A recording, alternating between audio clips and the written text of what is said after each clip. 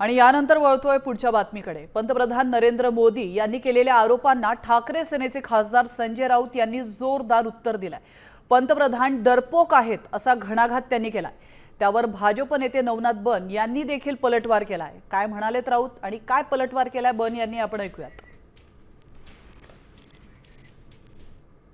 खासदार वेलमध्ये उतरले म्हणून प्रधानमंत्र्यांना धोका निर्माण होऊ शकतो हे हास्यास्पद विधान आहे। यापूर्वी सुद्धा भारतीय जनता पक्षानं मनमोहन सिंगारपासून ते नरसिंह रावापर्यंत राजीव गांधीपर्यंत अनेक प्रधानमंत्र्यांसमोर अशा प्रकारचं आंदोलन केलं आहे संसदेमध्ये।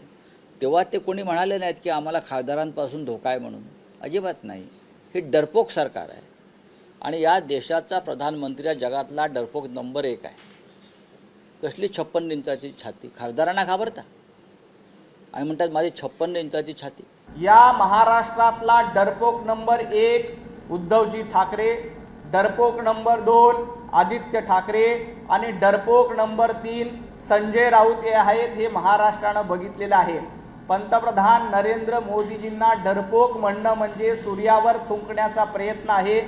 संजय राऊत, तुम्ही सूर्यावर थुंकण्याचा प्रयत्न केला तर थुंकी तुमच्याच तोंडावर पडणार आहे।